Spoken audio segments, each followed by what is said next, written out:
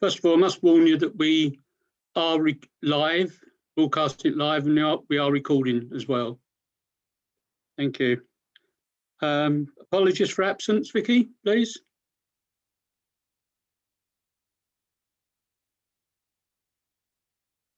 None given. Okay.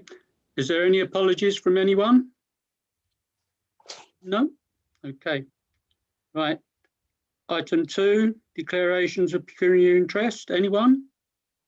Councillor Mason? Yes, Chair. Yes, Chair. Item 8, I believe it is, on the planning list, the 66 bedroom care home. I'm a resident on the Boyton Hall estate, so it could be seen that it's on the ward of which I'm district councillor. Okay, thank you very much. Councillor Manners? I'm going to declare for the same reasons as Joe, just that I'm a resident on that estate and also district councillor. Okay, thank you very much. Minutes of the previous meeting. May I sign these as a true record? Can I have a proposer, please? Councillor Dave Smith, seconded by Councillor Greenie. All those in favour, please show. Okay, thank you.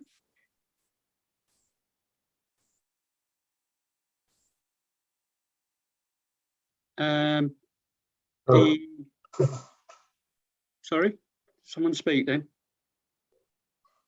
Matters arising from those minutes? No? Yep, right. Page 179. No. Page 180.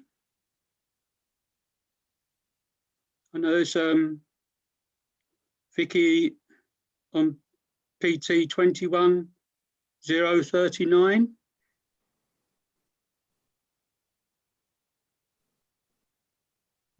About street naming.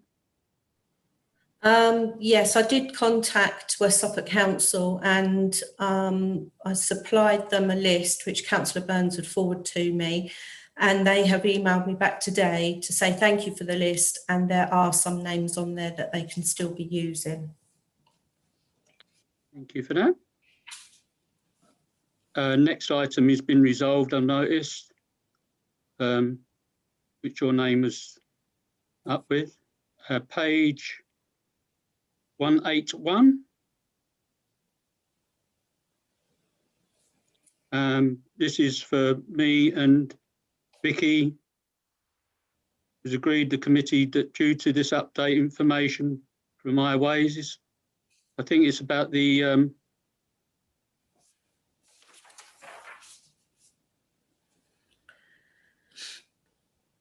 Chair, it's about the Fox. that's it. And we're meeting tomorrow, is it? Yeah, tomorrow. Yeah, Wednesday. Is it tomorrow or Wednesday? Wednesday, right. Yeah. Okay, and the Mayor as chairman of the council has been invited to that as well. Okay. Page 182.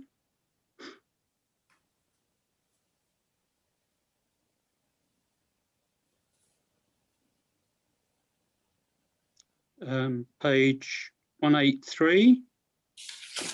This includes our objection to item 8 tonight.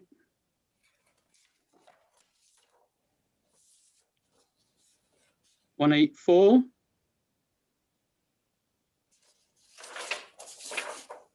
And the other is all the statements that's been read out that was spoken on last month's meeting, or the last meeting. 185, that is.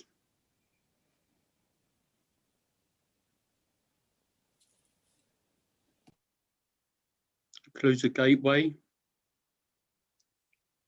186.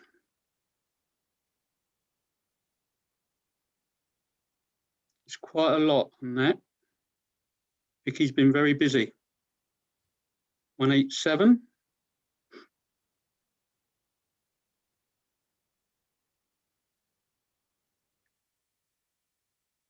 One 188.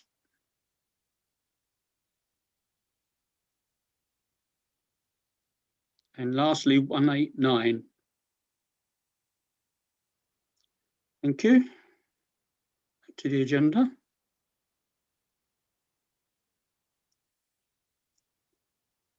Item 5, for members of the public to speak on planning matters other than the applications before the committee tonight. No. Okay. Item 6, to consider planning applications to West Suffolk Council. I will invite members of the public who wish to address the committee in relation to planning application to speak ahead of the committee considering each application in turn. Can I ask the committee that we bring item 8 forward, because we've got 11 items tonight on planning, and I feel that we don't want to keep them too long. Is that okay with everyone? Yeah? Okay. Right, thank you very much. Right, item 8.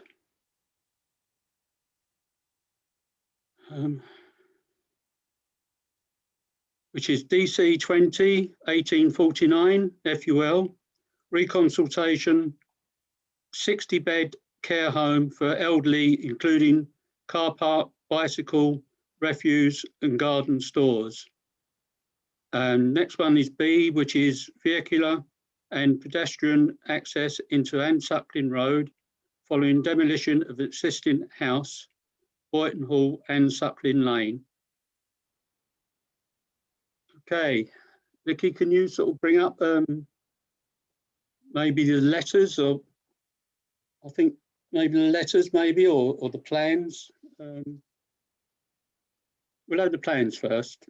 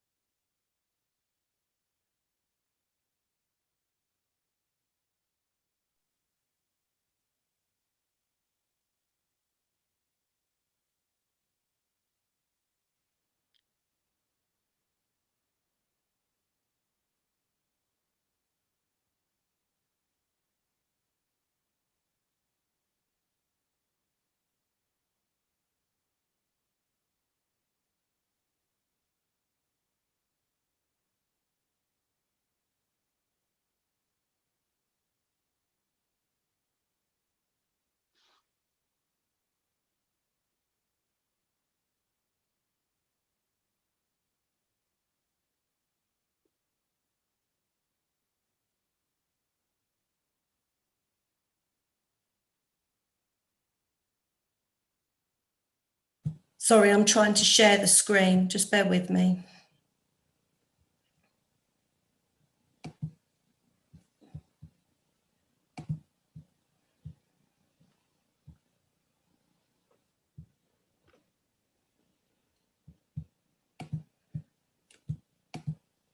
John, I'm trying to do this from your list that you sent me, but I can't get Zoom and your list up at the same time.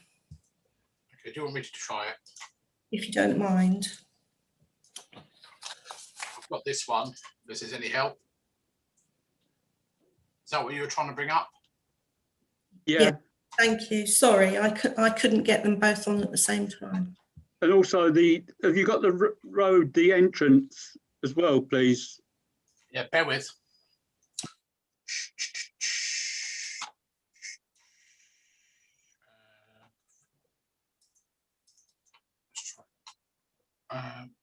Oh, hang on a sec. Might be the vehicle tracking one, is it?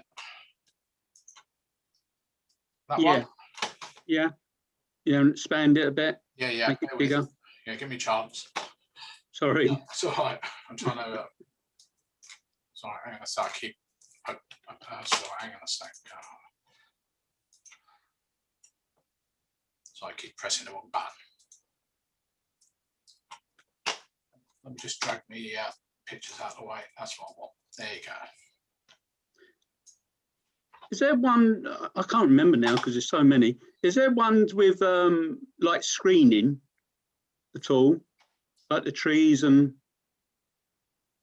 I think that's sort of quite relevant.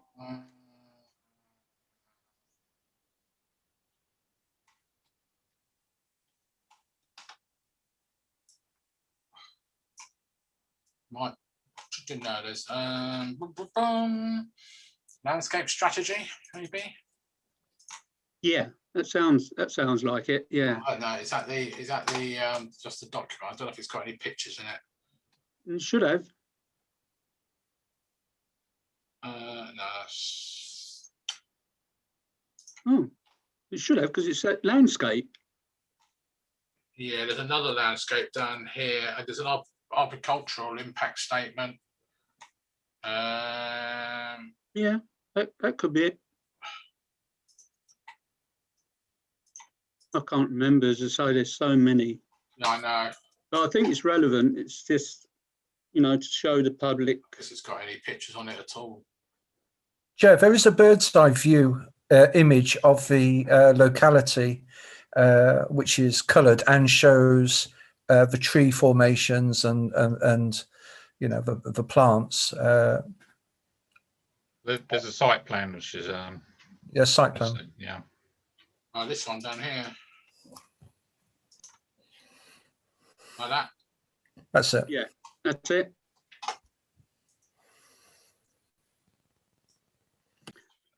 And obviously the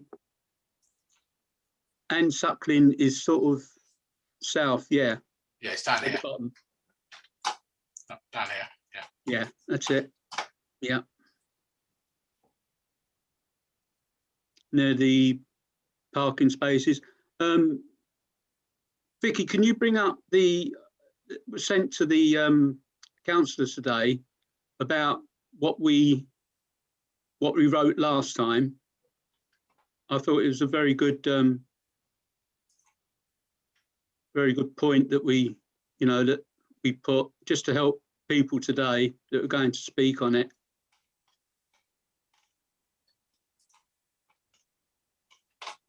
Our objections from before, Yeah, they are on that on the council's website as well, John. Okay, bear with. I've seen to have lots of things sitting there open. Sorry, I you couldn't. sent us an email. It's easier to do, John. Sorry, say again, Pat. Oh, here we are. Vicky sent us an email as well to Yeah, us. it's here. I've got it here. That's it. That's the one. Yeah. Read it okay. Yeah. I'll bring that down a bit more to there. Yeah. Just tell me when you want to scroll down. Okay. Thank you, John. Thank you. It's all right.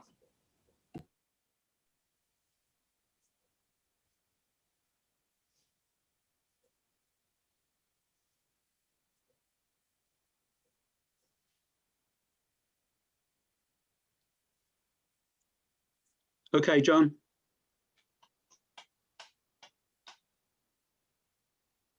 Oh, that's it.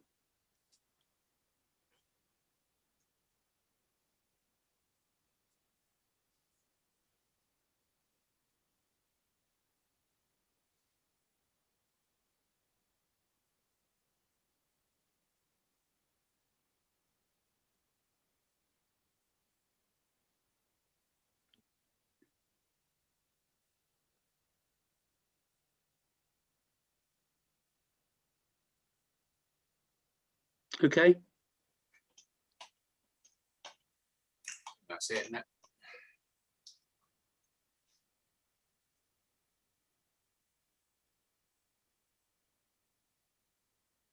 Thank you for that.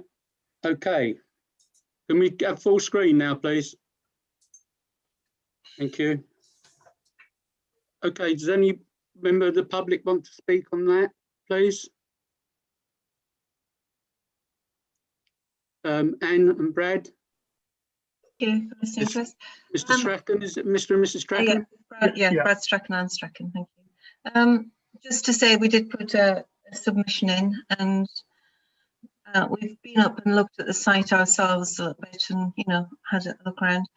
And I think it's very clear in what we said that we felt that it was kind of met very much the identity for our area as a whole, but also it's about the dominance. And we did have queries about how correct some of the illustrations are by the artists for the scale, because it doesn't seem, it looks like it's much better in the space from the visual drawings, the drawings that they show than it actually is, I suspect. It would be a great shame to have that really dominant building in that position as far as we're concerned. But I think we put everything in our statement. I hope that was clear that we sent through and that you've been able to read that. Have you had access to the statement we made? Yes, we have. We have, Yeah. okay. Is there Anything else you want to add? I don't think there is No, actually. I We don't won't think there take is. your time up with any more than it's all there, I think. Some of the Yeah, things you want to you say. sent it to the planning department, haven't you? Yes, we did. Yeah. Can I just say, we've also noticed when we looked on the site, there were all kinds of objections about there being an assessment of the amount of darkness in the rooms and things about water and drainage, and it's quite a lot of stuff there seems to have not been resolved or not been assessed. That's all I think I want to say. Thank you very much. Thank you for that. Is there anyone else want to speak? If possible, Mr. Hanlon, can I make some comments? Yeah, Mr. Shepherd. Yeah, certainly. That's what we're. That's the reason why I'm asking you first. Super, thank For you. the councillors. Can I, if I can, I might take 2 or 3 minutes, and please tell me if I take too long. I would just like to reiterate the comments that I put into the planning committee. I've now written twice. Secondly, on the amended application, and I'll be very clear. I've got serious concerns because of the location of our own house and home in relation to the planning. So part of what I will say will be from a very personal point of view.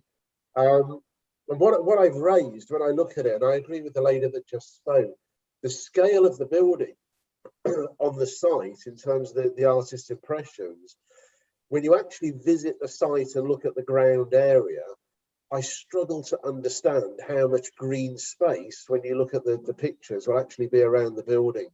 So if you think about a 66 bedroom property that is a full 3 stories high plus then roof space, that for me looks like it will be considerably bigger than the scale that looks on the drawings. So then from a personal side, from our own property, when you look at the picture the gentleman brought up, and you see the hedge line at the bottom right of the screen, when you looked at that bird's eye view, that entire car park backs onto our property, so that the entire car park is less than 20 feet away from our living space, both ground floor and first floor. So if we open any windows, first of all, my concern is that we're having quite a serious issue with fumes, noise, and then quite serious light pollution from the lighting that is detailed around the car park. Secondly, when I look at the building and you look at the floor plans, and they've incorporated floor plans for each of the 3 floors, we will be directly overlooked without any screening whatsoever by 18 bedrooms, 3 lounges, and 2 lounge dining rooms. 0 screening. That is just from the 1st and 2nd floor of the building that is proposed. The screening that is then shown on that bird's eye view is non-existent for the majority of the year. It's deciduous hedgerow. So there's currently a 4-foot hedge, sorry, a 4-foot fence, a 6-foot hedge that is completely deciduous. So at this time of year, there's 0 screening. So for any enjoyment of our property, admittedly, we can't dictate that we need a view, but we can dictate that we'd like some privacy, please. We will have 0 privacy throughout the entire ground and first floor of our property. A balcony that's been built to take the views at the moment, and admittedly, we can't assume the views will still be there in a number of years' time, but all of that space is rendered useless. From a lighting perspective, of the lighting proposed on the building, the entire back area of our house, which is the majority of the living space, becomes lit almost on a 24/7 basis. Then the building itself will have visitation 24/7 or thereabouts. There is no detail in any of the plans of the servicing of that building. There is some mention of ambulances. Obviously, very unfortunately for older people, ambulances would need to visit the site. However, there is no mention of commercial movement in and out of the site to cover all aspects of food, perishable items, and equipment required for the people that would live in the home.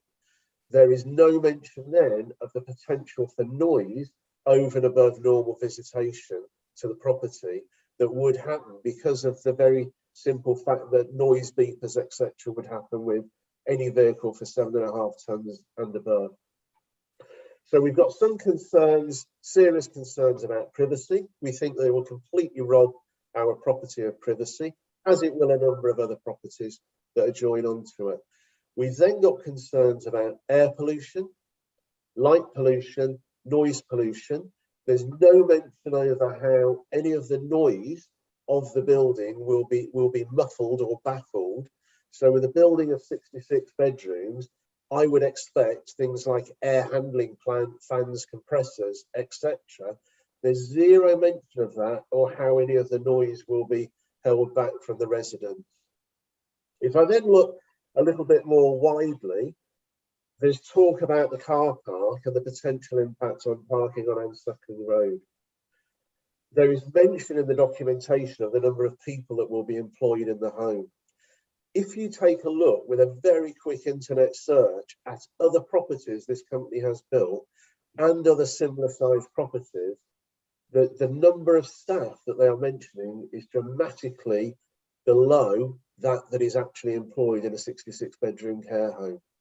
Therefore, the car park, even in the amended proposal, in my opinion, will still be too small and will need an overspill of parking onto Ansuckling Road.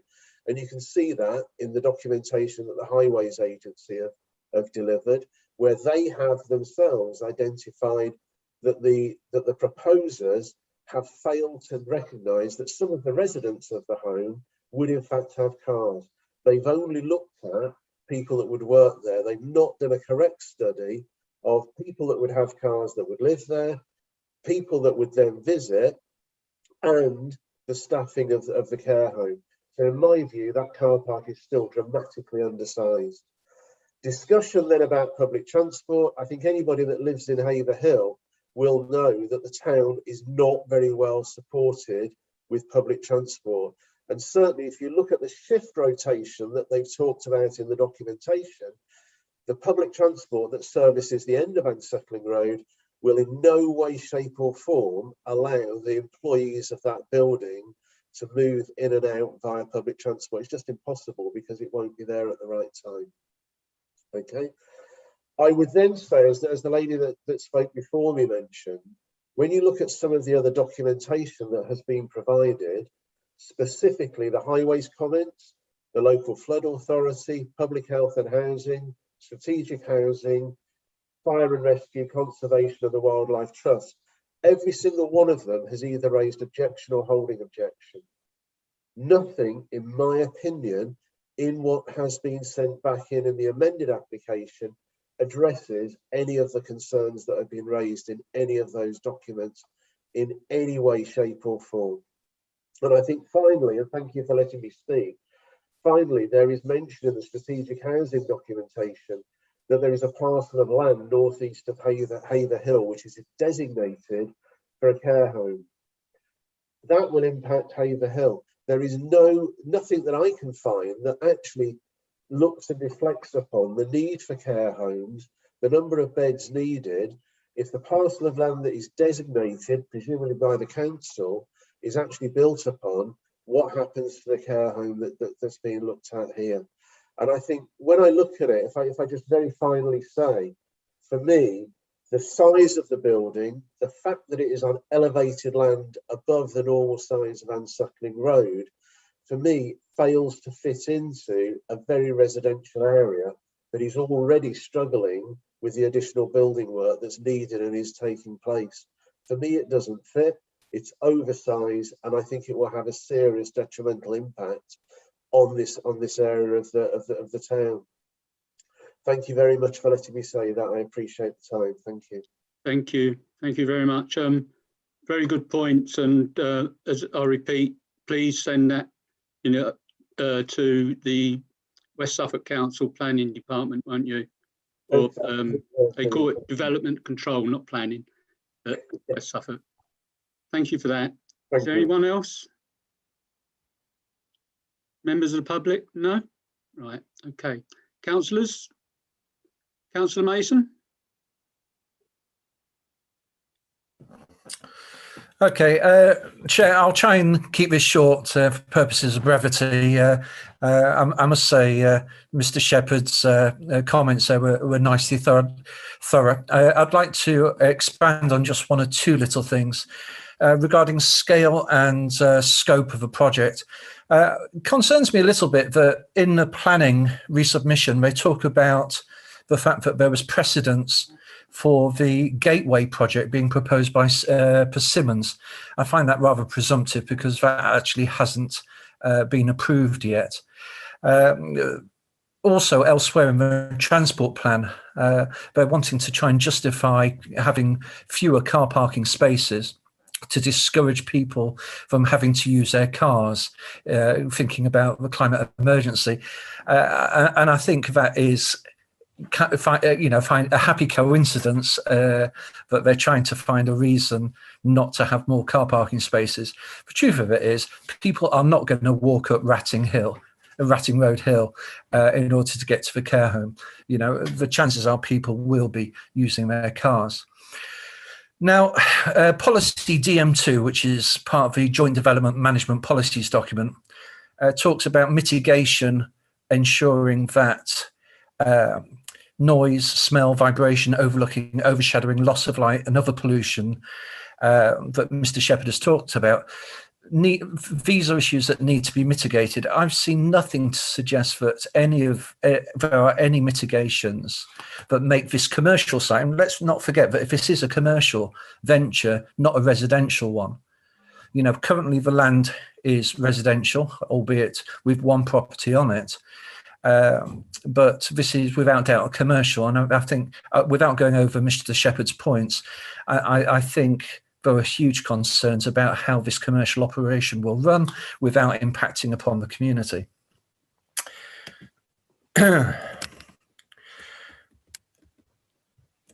trying to keep it short because Mr. Shepherd and Anne and Brad have covered most of the points. I would like to reiterate something that the council previously mentioned, and I've seen not enough change in the documents regarding the environmental impact. Boyton Woods or the green space that we have very few and far between green spaces. We've already lost an awful lot of vegetation with the Persimmon development, and it is biodiversity rich of that particular area. And for me as a council, we have our own Environment and Sustainability Committee, and I think we should be championing where possible the retention of green spaces and the benefits that they bring to the community. It may not be an open green space because it is private land, but it is diverse, and the habitats there, I do believe, should be protected. And the amount of terraforming, I'd like to call it, that this development proposes, I think produces a material risk to the ecology of the area.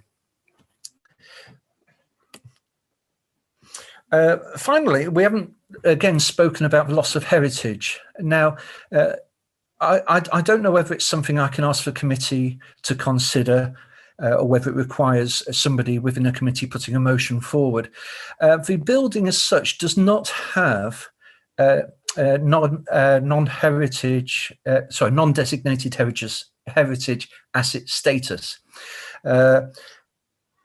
Non-designated heritage asset status is decided by the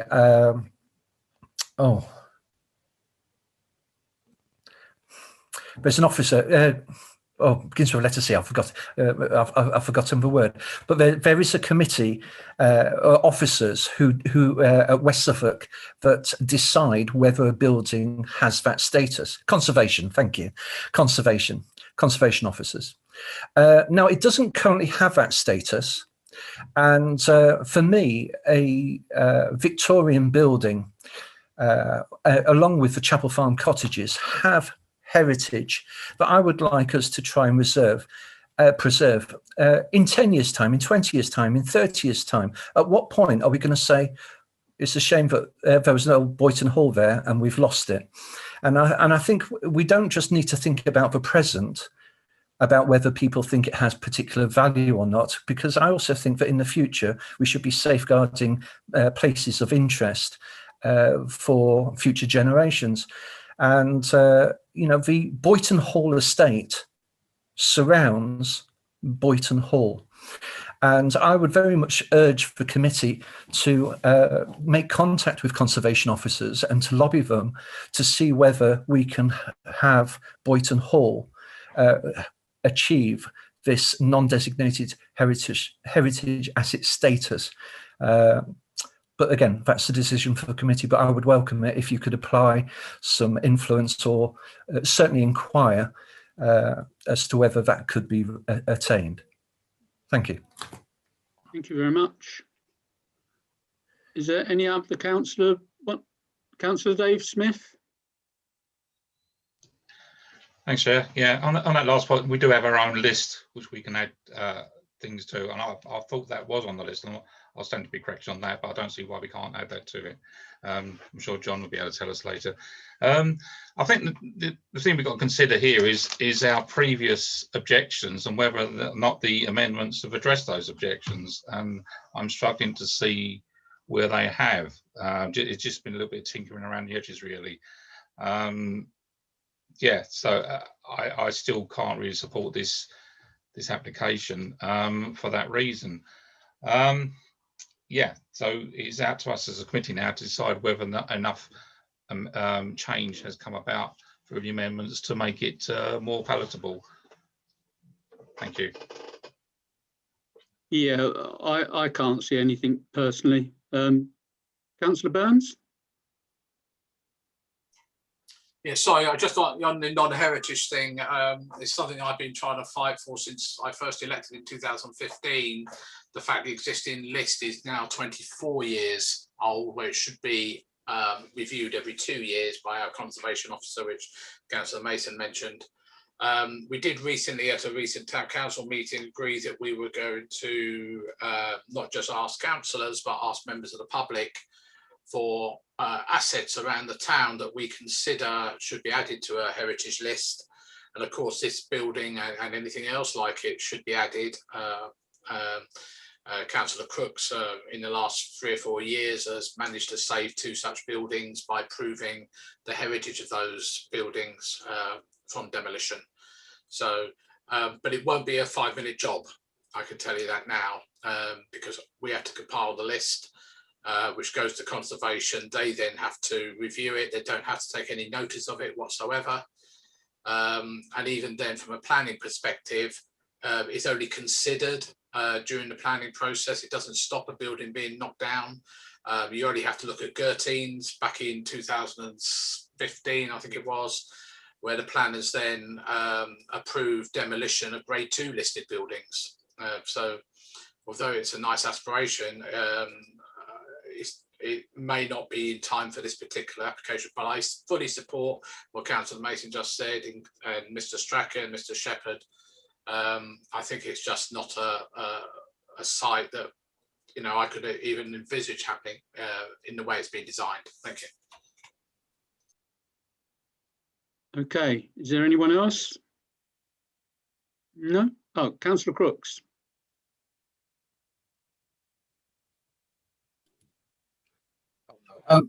Yeah, thank you, Chair. In our last objections, nothing much has changed from the last time we submitted. So I think, Vicky, we should, say that all our current objections still stand. In our last objections, we did declare that this was a non-designated heritage asset. We've already said that. I think we should add, Vicky, that this Boyton Hall does have landmark status. I think it's important to say it has landmark status within Haverhill, because that is one of the criteria for a non-designated heritage asset. So it's important that we say it's got landmark status within Haverhill. And Brad Stratton already said in his submission that it does provide a sense of identity. And I think that is crucial, because it has landmark status. It is a sense of identity, and it is important to Haverhill. It would be the same in Bury. If you knock down Morton Hall, it's unheard of to knock down the main building, which everybody associates with that area.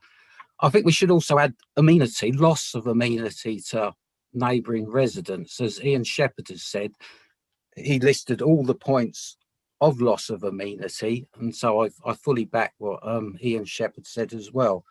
And yeah, I think that's it. I think most people have covered everything. Thank you, Chair. Thank you. Councillor Burns? I'll just come back on Councillor Crooks on the non-designated heritage. I'm not 100% certain it is, because obviously prior to the community governance review about 3 years ago, this was actually not in Haverhill, so it doesn't appear on the Haverhill list. But I've not had access to the, I'm assuming, a Withersfield list. So before we comment on that, I think Vicky might want to just check, because I noticed last time it actually said it should be a non-designated, but not it is a non-designated. So we need to make sure, unless Councillor Crooks knows any different, of course. No, you're right. You're right, John. And so is Joe. It's in the gift of the conservation officers. Yeah. You know, we've got to make our argument, but it is essentially in their gift, as we know. Thank you, Chair. Yeah. Councillor Mason? Yes, just really briefly. It was something that I chased up with a planning officer today, and currently it doesn't have that non-designated heritage asset status. There was one last thing that I didn't say, and that it hasn't come up in discussion at all.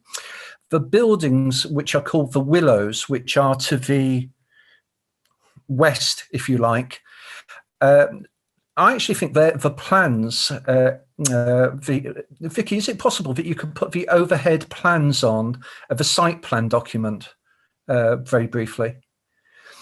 Because Mr. Shepherd's property to the east of the site is clearly affected. But one of the things that I found particularly frustrating is there are no visualizations, particularly of the impact on the buildings, either Mr. Shepherd's or on the other side, the Willows.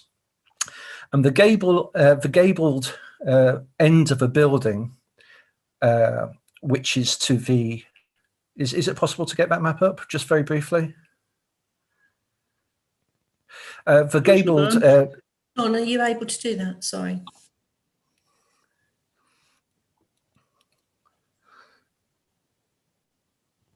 You're muted. Yeah, I know. Sorry, I'm trying to multitask here. Yeah. I just want to. That's all for us, men. I promised the resident that I would actually mention this, because it doesn't really come up on the plans, and I think it really is worth mentioning. Do you know what it's called, Joe? Is it the site plan? Oh, the site plan. The one we were looking at earlier on. It was. Bear with. Lost it again.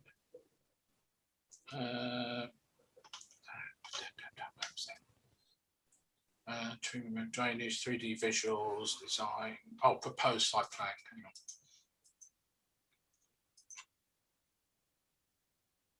Hang on. I might be able to find it. Sorry. I've got it now. Get it up. This one. Yes, thank you. So if you look at the top left-hand corner of the proposed plans, the strange grey not the box, but the shape right on the edge of the screen, which is just going off, is the appropriate location of a property. I have actually done an overlay myself, and I think that that isn't the correct location of the Willows property. But what it does show is the lack of screening from this 3-storey development, which really is very close to the road, and their property is also very close to the road. And you can also see the place where the ambulance is likely to park. Now, a huge amount of light pollution, huge amount of possible noise pollution as well at any time of the day, because that is where the ambulance would be likely to park in that crosshatch area. And so I just wanted to point out that I don't think the plans show and give proper consideration to the impact on the buildings surrounding the locality. It's just far too big a project for the plot of land that it's being designed to be put on. Okay, thank you. Thank you. Mr. Reynolds, I did say earlier, yeah, I did say earlier, you know, I'll sort of, is it? It's only because can you say something? Our property. Oh, it's your property? It's my, yeah. Oh, right. Oh, that's... We live in the Willows. Right. Thanks for that. And I have spent most of Saturday compiling a letter to the planning people, which was sent off. Thank you. Right. Thanks very much. Right. Okay. Can I have a proposer then, please, that we, you know, obviously we've already objected and put our statements, and there's extra ones tonight we put in. So if Councillor Lucarini, we object and proposed by Councillor Lucarini. Can I have a seconder for that? Councillor Liz Smith. Okay, all those in favour for our objections, please show. Yep, that's everyone. Right, thank you very much. Thank you, everyone. Thank you, members of the public, for attending. And don't forget to send your, and I think you already told me you have, so that's very important, because they're the ones that make decisions, you know, not us, I'm afraid. Wish we did. Right, thank you very much. And you may stay on if you want to, or as I say, you can leave. Thank you very much for attending. Thank you very much. Okay, item 1, which is DC 21 0227 HH. Councillor Burns? I'm not in the committee, obviously, but I'm just going to declare an interest. This is my business partner, so I'm going to stop my video while you discuss this. Okay, thank you. Right, this is one dormer on rear elevation, 46 Boyton Close. Right, I'll tell you what I've put. Bedroom 2 and 5, I feel that there's no measurements. I feel there'd be no below minimum room size standards, as well as bedroom 4 as well. And that bedroom doesn't have a fire door, doesn't have a door to it, fire door. So, and dormer window facing east overlooking neighbour's house and garden. Only 5 car parking spaces for a 7-bedroom house.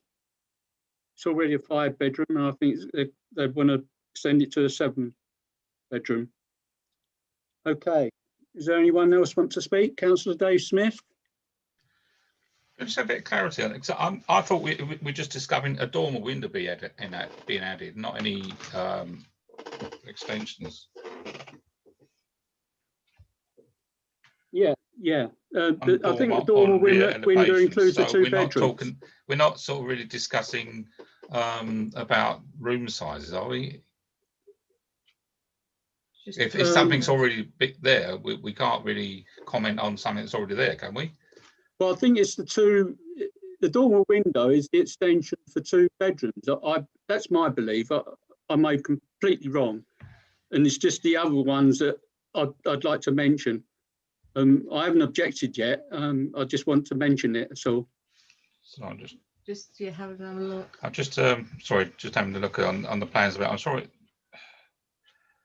Where am I? Have I managed to share this? Yeah. Yeah. Yeah. Roof alterations to form 2 new bedrooms along with new dormer for this room.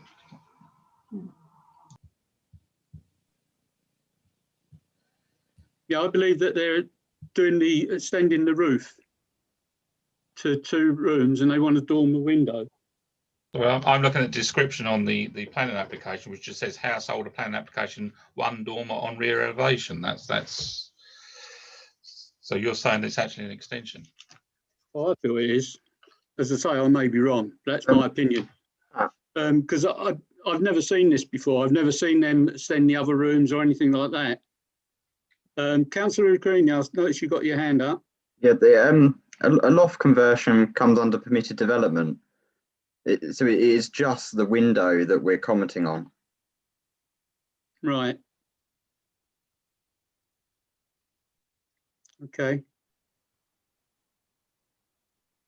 Anyway, we can still comment on the car parking spaces. I'm sure we can, even though it's permitted development. Well, it's too Councillor late. They've done the bedrooms, haven't they? Yeah, but I'm sure I don't know. I've got no idea. But I still feel we can talk about the car parking spaces. I'm sure we can, because we don't know if they've done them or not, do we? Can I just explain? I wasn't going to talk about this, but as far as nothing's been done yet. They want to expand into loft, as I understand it.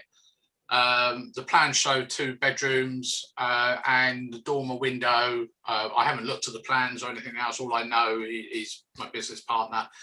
And in terms of parking spaces, I don't know how many bedrooms are going to be total. I think you said 7, did you? Yeah. Actually, only needs 3 parking spaces anyway. What, 7? Yeah. Yeah, anything above 4 bedrooms is 3 parking spaces. I know it's crazy, don't ask. But yeah, so I just thought I'd mention that, as I know you're a bit confused about what's happening.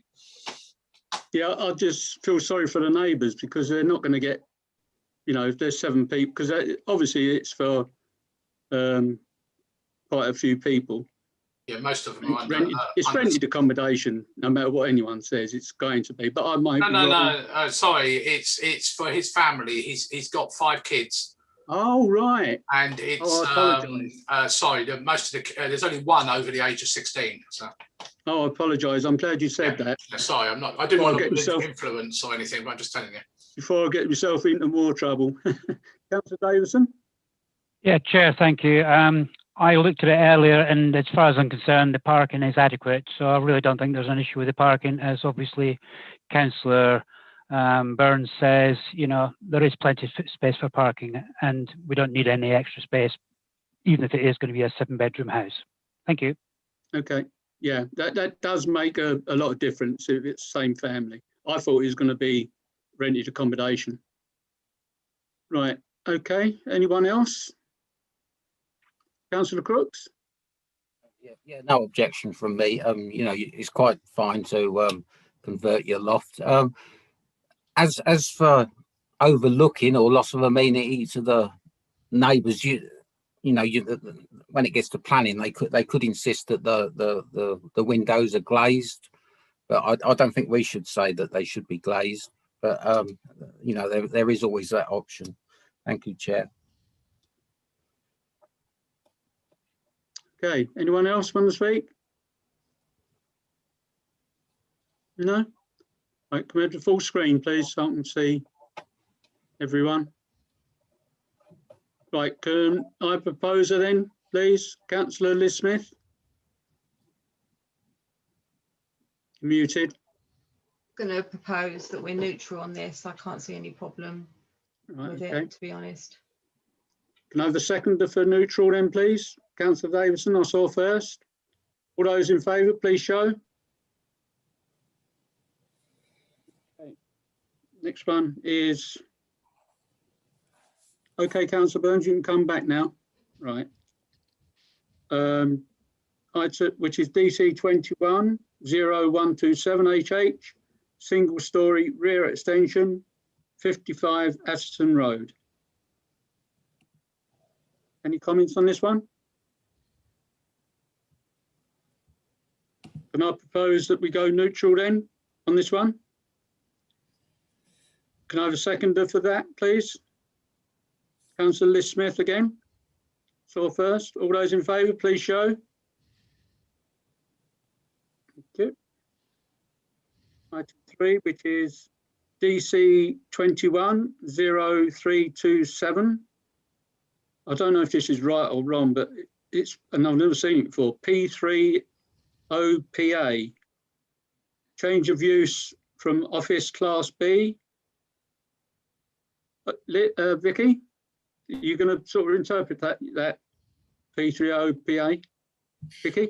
Yeah, this is the the prior approval planning application that was mentioned at the previous meeting that you wanted me to bring to this meeting, the change of residential to residential from industrial on Rookwood Way. So this was mentioned at the previous meeting. Thank you very much. No, I understand that. It's the first time I've noticed that. So it's all new, all this going on industrial estates and what have you. Right, change of use from office class B1, A to dwelling houses. Oh, sorry, dwelling house. Class C3 to create 3 dwellings, 1 Rookwood Way. Public health and, oh, sorry, that's my, any comments on that? Councillor Dave Smith? Yeah, I just think we have to eject this one in the strongest possible terms. We can't have houses on industrial areas, and you just mentioned the public health and housing comments there. They are pretty damning, really, speaking against the thought of this development of this office block. It's totally inappropriate for the area. Yeah, I think we should resist it if we can. Yeah, Councillor Queenie? So we've got a lot of housing developments going up in the town. We need our employment land. We need more of it, not to start losing it. Yep, quite right. Councillor Crooks? Public health have said it all, absolutely covered everything. So I completely endorse what public health housing has said. Thank you. Yeah, because they mention noise and all sorts of things like that in a 24/7 basis, and yeah, yeah, and also the overall size as well of the 1-bedroom units. She reckons they're not large enough, so there's all sorts of objections that she's put on. I've noticed on that. Right, okay. Do we want to support what the wording what public health and housing officer has said, or do we want to put our own, or what? Councillor Smith, Dave Smith. I don't really see what else we can add to what's in that report. I think we just fully endorse the points raised. Yeah, and I'd like to propose that. I'm not sure the process for objecting to this type of application, but I think we should do whatever we Councillor Burns? Yeah, Karen Cattle did a brilliant job on that public health and housing report, I thought. No need to add anything else to that. In terms of what Councillor Smith just said, there are only certain grounds you can object to on a permit development type rights. But that's all really covered by Karen's report. I think she's stuck everything down there that is quite correct about this application. And I think Councillor Lucrean is dead right. You know, we're desperate for employment land. We don't want to get rid of it. Thank you. Yeah, and there's not much of it left either, which is quite right. Right, okay. We'll object then on and fully support what Karen has put, public health and housing officer has put. Can I have a proposal for that then, please? Councillor Dave Smith. Can I have a seconder for that? Councillor Bruce Davison. All those in favour, please show. Yep, everyone. All right, thank you for that. Item 4, which is DC 20 0259 HH, reconsultation on parking plan submitted part single story and 2-story side and rear extension, 10 Claudian Close. This is what I think we objected to before, didn't we? Is there any comments on this? Councillor Dave Smith and then Councillor Stinchcombe. I think the highways comments were basically saying that what we said was wrong. You know, that in their opinion, the parking arrangements are adequate. So whether it's just a matter of interpretation, I don't know, but nothing's really changed, is it? So I don't really know what we can do. Well, I've got an idea, but I'll let you speak first. Councillor Stinchcombe and then Councillor Crooks. Thank you, Chair. The additional space, I don't know if everyone's seen the photo that Vicky forwarded to us, but there's a skip right opposite the front door. Well, that's where the plan amended, well, the new parking plan shows the additional space beyond the existing driveway. It's right up to their front door. Well, that's not an adequate parking space, is it? You can't, you know, it's literally right up to their front step. So I just don't see how that works. That wouldn't be acceptable if this was, oh no, it will, sorry, the other thing I wanted to say was I'm looking at a zoomed view of the photograph that they've supplied. There is no curb to be dropped, and yet it says on the plan that they would apply for a dropped curb. If they need to apply for a dropped curb for a curb that doesn't really exist, it's a, you know, there's a piece of edging to the tarmac, but it's not anything that I would call a curbstone, really. If they are going to apply for a drop curb, it will fail anyway, as I keep saying about lots of applications. So I happen to have read the criteria for drop curb applications. It will fail because it is up against their front door. So it's just a complete it'll either fail anyway, or if it passes the drop curb because there isn't a curb to drop, it still contravenes highways' own opinion of where you should park a car. They are not happy about anyone parking a car up against any projection from the front of a house when it comes down to a drop curb. So why would they be happy now? Thank you. Thank you. Councillor Crooks? If I remember rightly, this was a split vote last time with the town council. I had no objections then, and I have no objections now. It's essentially the same as next door, so I'd like to propose neutral. Thank you, Chair. Right, right, Councillor Davison. Thank you, Chair. I've actually got a picture that I've just sent to you, Chair, of the site on Sunday morning with the adjacent house, and the adjacent house has got 5 cars parked, and there's obviously, as Councillor Stinchcombe has just said, the skip is obvious where it is. And what's concerning me is if the adjacent house has 1 more car parked there, they're going to struggle to be able to park where the skip is at the moment. So it's very, very tight. It really is very tight. Thank you, Chair.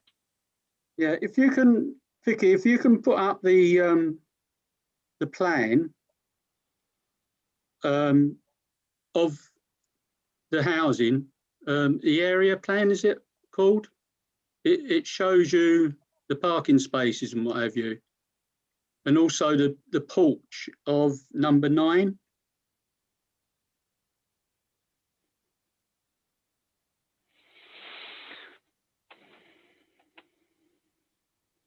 Okay, I will look for it.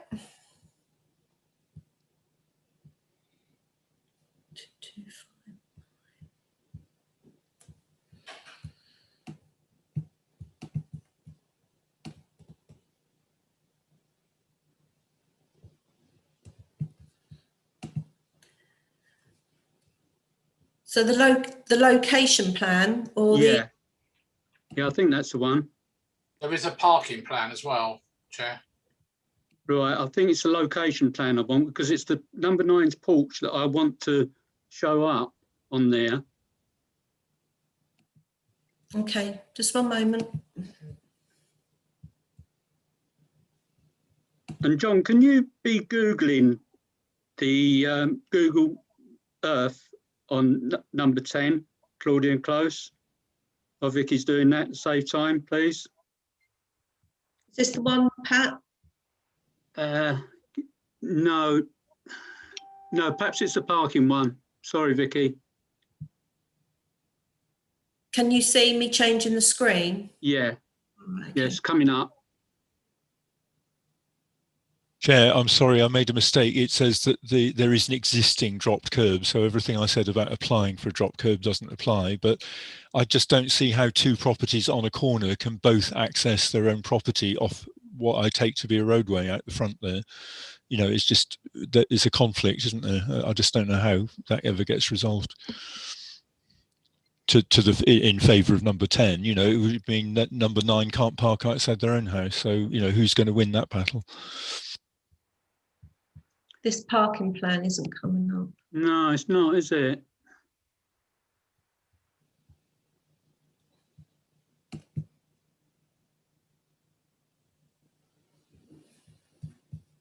Oh, that's a shame. I've got it. I can show you the parking plan if you want. Oh, there it is. There it is.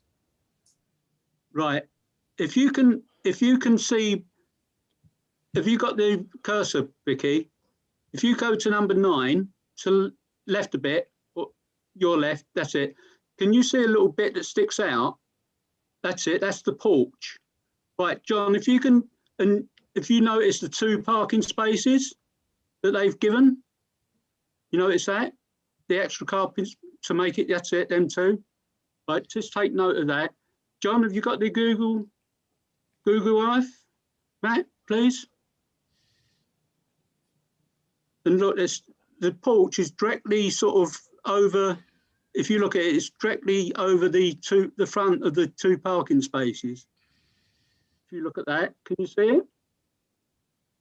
Give me a nod.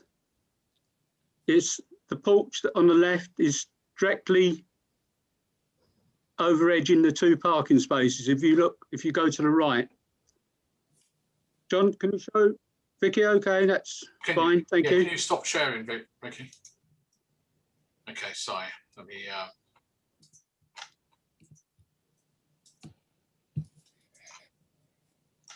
Well, I'm trying. Right, if you can zoom in a bit, John, please. Right, the red car is parked in front of the porch that I was showing you. The 2 parking spaces come out onto the back of that car. Yes. By that drawing. That's it there. And you've got to remember that area is also, if you go to the right a bit, please, John. That's also these people here reversing. They reverse out into that to drive out of their houses. And also, I think there's one. Yeah, that the one next door has also used it to back into there. So, you know, that's a sort of a manoeuvring area as well. So the main thing I'm getting at is that red car is overlapping the 2 extra parking spaces that they're having, that they've shown on the drawing. Parking spaces, in other words, are too short if it's just on that green bit. No, Chair. It's on their existing driveway is the right-hand one, and the left-hand one is on their lawn opposite their porch at number 10, which would clear that red car with a bit of luck, but wouldn't clear a longer vehicle, would it? No. Here. How would that red car get out of there? That's the thing. If their car was in that 3rd parking space, he would bash into it, wouldn't he? And if there's more cars there as well, it's gonna. I think, as Bruce just said, there was 4 or 5 cars there. So that's what I'm saying. It's encroaching, is manoeuvring parking space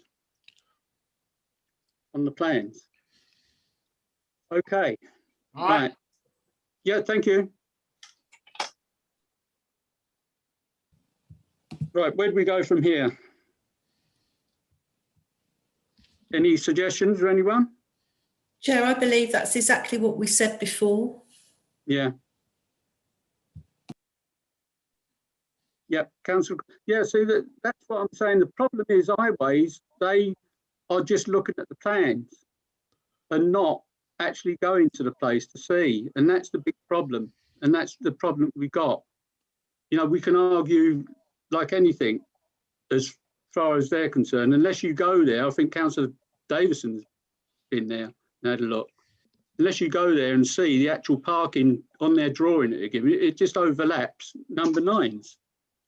Right, Councillor Liz Smith and then Councillor Stitchcombe and then Councillor Crooks. Yeah, looking at the plan and looking at the site as you've just shown, if they're going to have two, like basically they're extending their driveway, aren't they? That's how I look at it. But they're making another driveway next door to the present one. The present driveway, yeah. So I think as long as they're managing their own, you know, whose car's going to go in first, they've probably got enough room to sort of come out again, if you see what I mean. No, they haven't, Liz. No, number 9 hasn't got any room to reverse because their car will be overlapping the back of number 9's red car that are shown on there, because that's what I'm saying. The first one, this is why I made sure that you looked at the what they call it, porch, and the actual, because the car is parked in front of that porch. Yeah. And if you looked at them two, there's 2 of them, and the extra one, it overlaps. It comes out further than the porch, or just as much as a porch.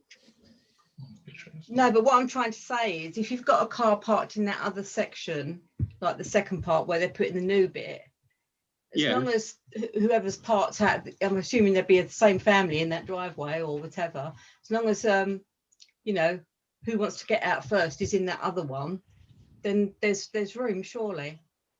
No, it's number 9's car. Number 9 is the red car, isn't it? No, what I'm saying is, if you've got 2 cars parked in those spaces, as long as car number 1 comes out, car number 2 can get out afterwards through that other way. No, I don't know. I mean, I'm just saying that I think. I understand what you're saying, Liz, but what if number 9 wants to get out before them other 2 cars? It will be able to. We won't if the back of one of the third parking space is overlapping his red car. See, that's what I'm saying. I couldn't see that it was overlapping from the view that we looked at on Google just now. No, not on Google. If you look at the plans that they gave, the 2 parking spaces on the plans that they gave. But I couldn't see that was going to overlap. Let's have a look at it again. You see the porch. Can you see the porch? The car was parked directly in front of that porch. The number 9's car, the red car, was directly parked in front of that. Yeah. Well, you look at the parking space that they give. That directly overlaps the porch. Yeah, but if you look at the view we just looked at, the current driveway, if that other bit of the driveway is going to be exactly alongside that and no longer, then it wouldn't have overlapped. Perhaps the plans are not accurate. I don't know. Perhaps we need some clarification there. I think it is a bit of an iffy one, obviously. But Councillor Sitchcombe? Chair, I think you're interpreting the photographic evidence to mean that the red car is parked on their lawn, but it clearly isn't parked on their lawn, is it? How directly it's opposite their porch, we can't really see from this angle, but it's clearly parked on the tarmac, isn't it? So we know it's roughly opposite the porch, but it's clearly also on the tarmac. It hasn't got its rear right-hand wheel on their lawn, has it? It's not over what they're calling a drop curb. So there is no conflict between the plan that they've submitted and what the red car is shown doing in that street view photo. But equally, how does that red car get out? Presumably it doesn't normally put its rear right-hand wheel onto their lawn to reverse out, does it? It doesn't do a right hand down and turn onto their driveway or across the corner of their lawn, it manages to maneuver its way out normally. But the more vehicles you put in that corner, the tighter it gets. And you know, we're casting doubt on whether this is actually realistic. And the moment you've got a slightly longer vehicle, the second parking space at number 10 just does not work, does it? And unless it's got 90-degree rotating parking wheels on it, which of course some posh vehicles do, it's never going to get out of there if there's a long vehicle parked in, you know, outside number 9. Thank you. Thank you for that. Councillor Crooks next, and then Councillor Burns. Sorry, Chair, I forgot what I was going to say. Yeah, I proposed neutral earlier. I propose we go to the vote. I really can't see an issue here. Thank you, Chair. Okay. Councillor Burns? I was only going to say that any planning development cannot upset the existing status quo in terms of traffic and parking and everything else like that, unless you get a specific agreement from the landowners. Most of that stuff is private drives up there. So in theory, anyone can park there. And I think Councillor Stinchcombe is alluding to the thing, you know, what happens if there was a long wheelbase transit van there? It would certainly block one of those parking bays out there. That would be my only thing. But right, it's very difficult with Google View unless you actually physically go and take photographs and everything. Yeah, it's Councillor Davison's done. Right, okay. Right, can we have a proposal then of whether we object still or whether we go neutral? Can I have a proposer, please? Chair, you've got a proposal from me for neutral. I apologise. We've got a proposal for neutral. Can I have a seconder for neutral then, please? Councillor Lucrini. Right, all those in favour, please show. 1, 2, 3. All those against, please show. 1, 2, 3, 4. So that's failed. So, right, can I propose then that we object? Right, that's Councillor Stinchcombe. I second that. All those in favour, please show. 1, 2, 3. Oh, sorry. 4. I've put my hand up on the right hand side. And all those against, please show. 1, 2. Right. Thank you very much. Chair, could I suggest that we include the phrase that John just used about upsetting existing parking arrangements? Just to underline that, yeah. Yeah, but yeah, okay. That nothing. Shall I take another vote on that? Because it's. Well, that's not really strengthening it. Well, it is to strengthen it, yes, but we're still an objection. Take another vote? No. Right. Okay. Any objection to that? No. Right. Okay.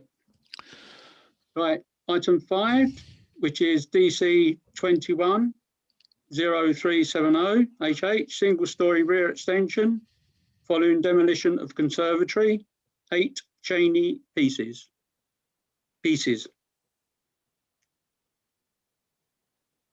Right, any comments on that? No? Neutral? Can I propose for neutral then, please? Councillor Davison, can I have a seconder for that? Councillor Dave Smith. All those in favour, please show. Okay, carried. Item 6, which is DC 2102-378 HH, A single story rear extension following demolition of existing conservatory, B partial infill of carport, 38 Manor Farm. Any comments? No. Councillor Smith, Dave Smith.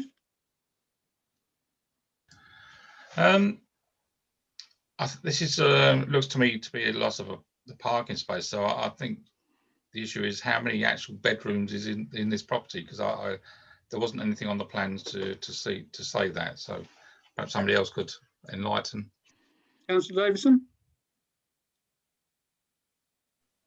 Yeah, thank you, Chair. I was of the same opinion as Councillor Smith, so I went out on Sunday and had a look. And yeah, they're infilling part of the, what's it called? where is it? Front- The front garden. carport thing. But they're still going to have the same parking spaces. They've still got the garage. They'll still be able to park their car off the road, and they're only using, shall we say, half of the carport. And the carport also, there's an extra space from the carport to the actual road. So it's not pavement. So they're not actually going to lose any car parking spaces whatsoever. So I haven't seen it and looked at it. It's just the same as before, as regards parking. Thank you. Thank you for that. Thank you. Right, okay. Can we have a proposer then for neutral? Councillor Davison, can we have a seconder, please? Councillor Liz Smith, all those in favour of neutral, please show. Yeah, overwhelming, thank you.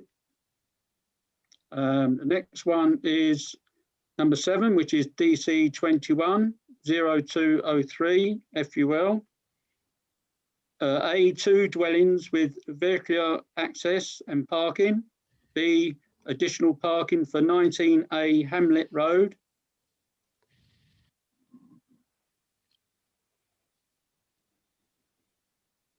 Right, any comments on that?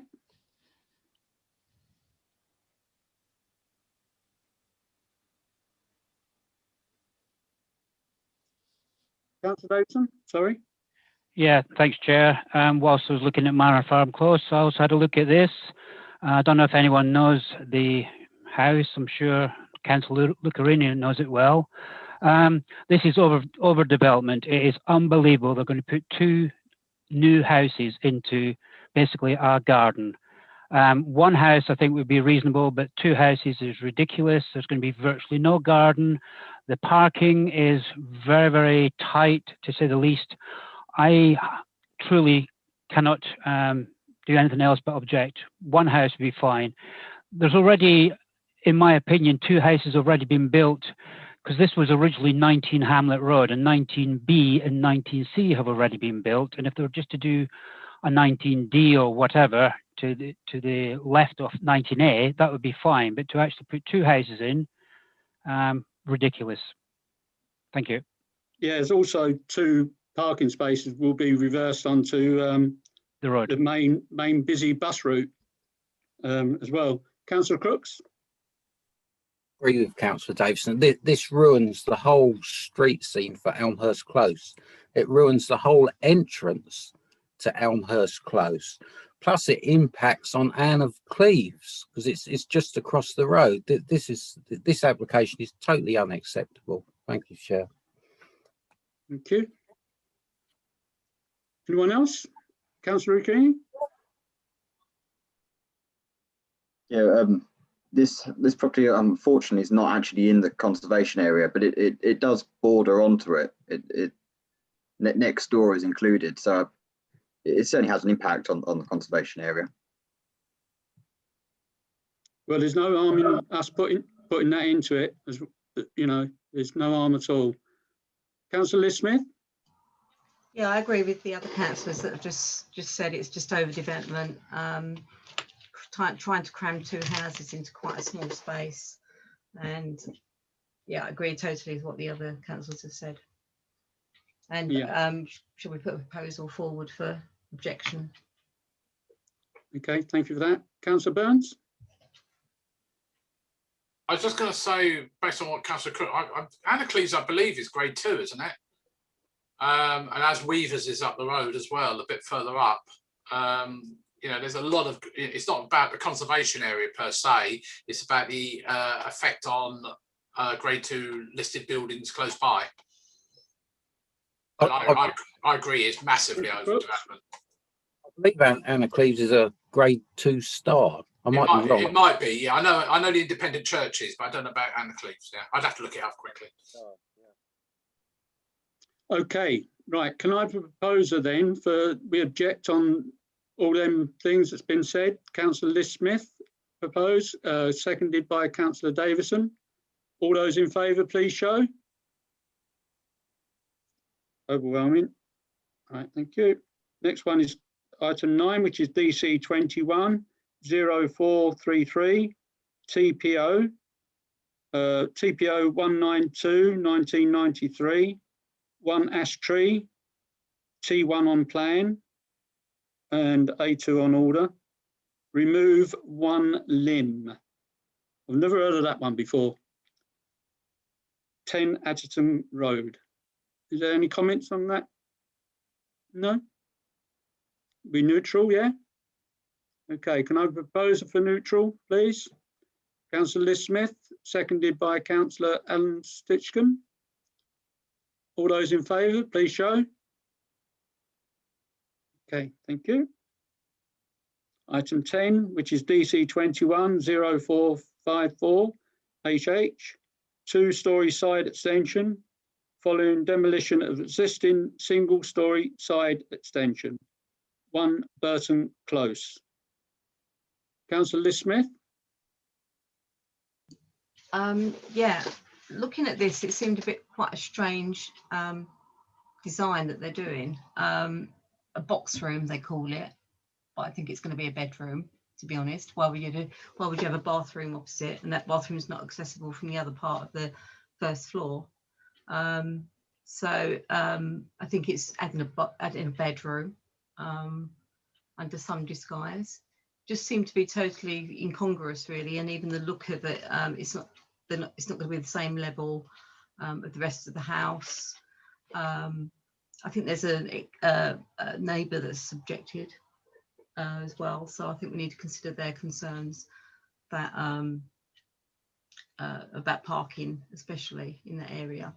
So it is quite a difficult area for parking, so we need to consider those as well. Thank you. Okay. Anyone else want to speak? No? Right, Councillor Davison? Yeah, I totally agree with Councillor Smith. I mean, there is no parking there whatsoever, and this is now going to be a 4-bedroom house. So where they're going to park 3 cars, no idea. So the parking is an issue. Thank you. Yeah, I feel the same way, that parking is a very big issue in that area. It's just not fair. Okay, right, can I have a proposer then on whatever, whether we object or whether we're neutral? Yeah, I propose that we object on those bases. On the grounds said, right, on parking. Okay, Councillor Davison, second it. All those in favour, please show. Oops. Okay, that's everyone. Right, last but not least, number 11, which is DC 210483 FUL, insertion of door and window to front elevation to create shop front 2527 Queen Street.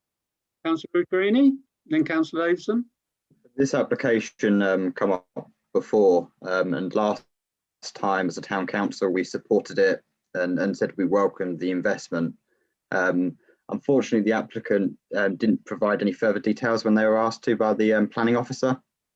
I didn't realise it had been refused, so I'd like to propose that we support this again. I think it's a welcome contribution to Queen Street. The conservation officer didn't have any problems with it. Anyone that wants to invest in the town at this time, I support it. Thank you for that. Councillor Davison and Councillor Liz Smith. Thank you, Chair. I didn't realise it had actually been refused the last time. I thought they were applying for permission to put a ramp in, which we certainly agreed to. That aside, this, by the way, is the same individual as we just refused in the previous application for the place in Burton Close. But I have no objections to the insertion of the door and window into the place where it used to have a door and window from historical reasons. Thank you. Vicky, is this so I noticed you put your hand up straight away before I come to... Yeah, I think we've got a H IPEC and an I IPEC.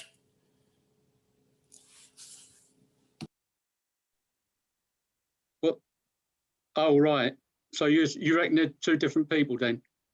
Right. Okay. Thank you. Right. I apologise. Who was next? I forgot now. Councillor Stitchcombe. Oh no, Councillor Liz Smith. Sorry. I do apologise. Yeah, I was going to second really what Councillor Bucarini said. That I think we should support this. When we looked at it before, you know, I think it was just going back to similar to what it was before. It was a shop front before as well. So it's just expanding the chip shop into a restaurant, and I think I support that. Thank you. Yeah, it was Ellis's, wasn't it? As we called it. Yeah. Right. Thank you. So obviously it's going to be Councillor Crooks. People are speaking. I don't know if they're even talking about the same building. I completely object to this. They're ripping out the original window with that attractive lintel above the window. I think it's very pleasant as it is, and I think sticking a shop front there will be detrimental to the whole of Queen Street. I'm totally against it. I think it should stay original as it is now. Thank you. Okay. Right. Are we? Dear. Are we going for a proposal then? I want someone to propose what we're going for, please. Can someone propose what we're going for? Whether, you know, we're proposing for it what is it you said, Councillor Greeny? You wanted to... I was just thinking about what Jason's saying. I put the proposal forward that we support it. Support, that's it. That's the word I was looking for. I wonder... I don't know. Personally, I don't want to obstruct this too much. Whether there's a way for them to keep these features, but still turn it into a restaurant. Yeah. Councillor Crooks, and then Councillor Burns. I'm a bit confused because I don't understand why councillors are saying it's putting it back to how it was, because the building, it is how it is now is the original, and people keep talking about putting it back to how it was. You're not putting it back, it's original as it stands. Yeah, it's not putting it back to how it was. Ellis's used to be accessed, the restaurant area used to be accessed from inside the shop. And that doorway still exists to go through into this property. It's the front that the major Councillor change, isn't it? Crooks? Councillor Yeah, Crooks? I'm sorry, Chair. You don't want to speak again, no? No. Right, okay. Councillor Burns? Yeah, I was only going to reiterate what Councillor Crooks said, and yes, this is the original. When it was Ellis's Bakery, and even before then, I understand it, it's exactly the right thing. They have got the door. I don't know why they're not doing that. Now, you're obviously talking about the planning application, but there's two things to remember. One is a conservation area.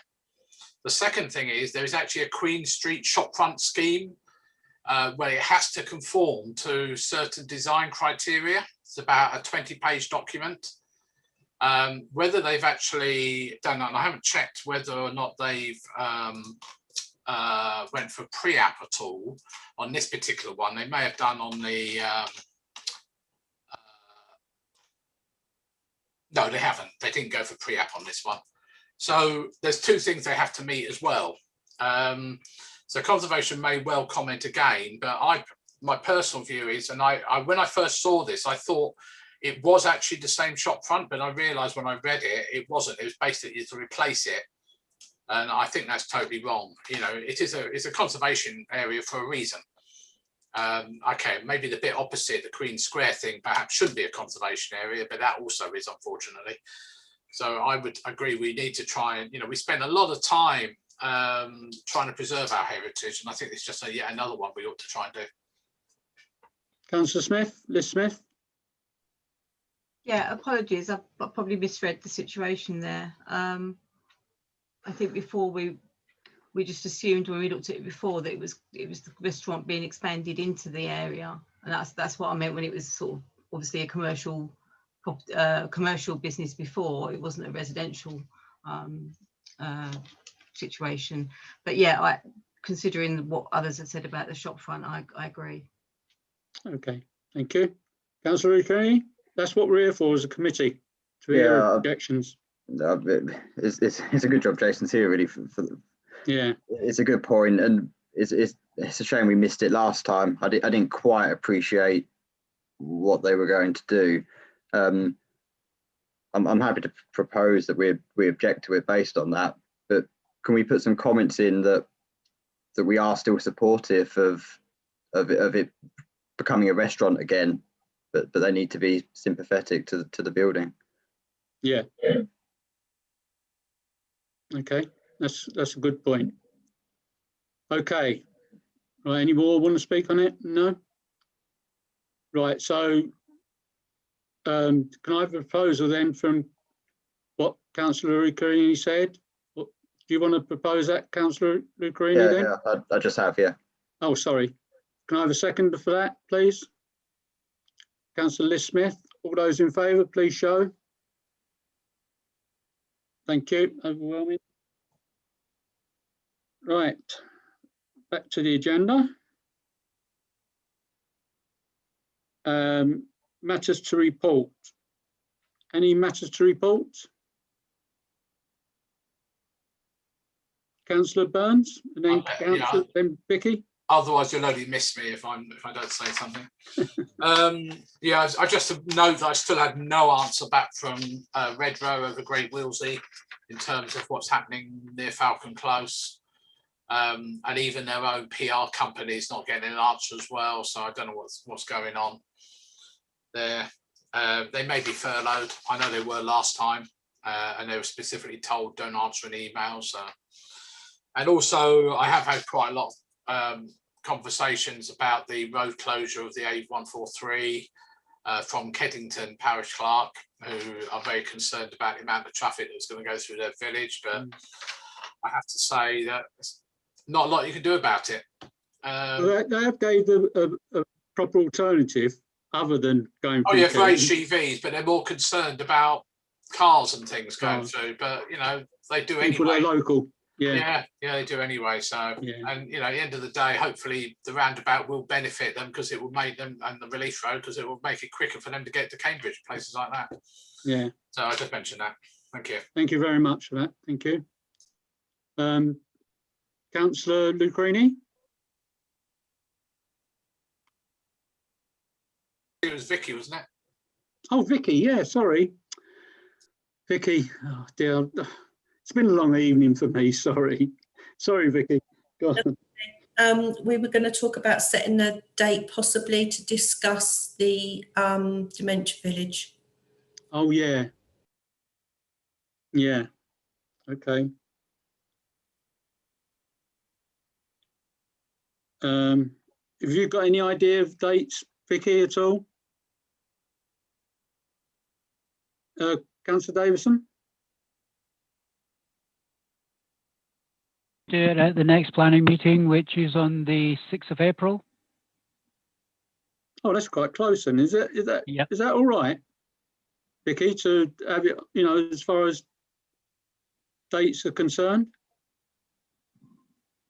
As long as you're happy to discuss such a big development in one meeting.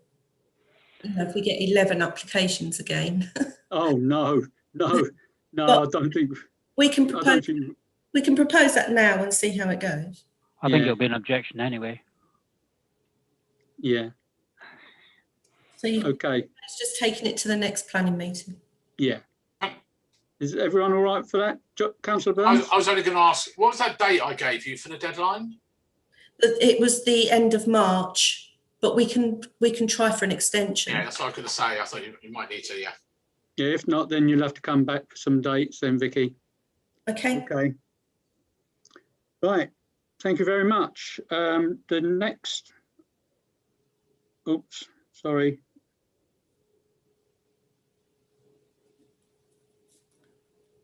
Right. The next meeting is on the 6th of April, which has just been mentioned. That was item 8, and now item 9, which is closure. Thank you very much, everyone. We've had a really big agenda today, and thank you very much for attending. It's a long night, as I've said. Thank you, everyone. See you on the 9th, 6th, 6th of April. One or the other. Thank you, Pat. Yeah, Cheers. 6. Thank you Good very night, much. everyone.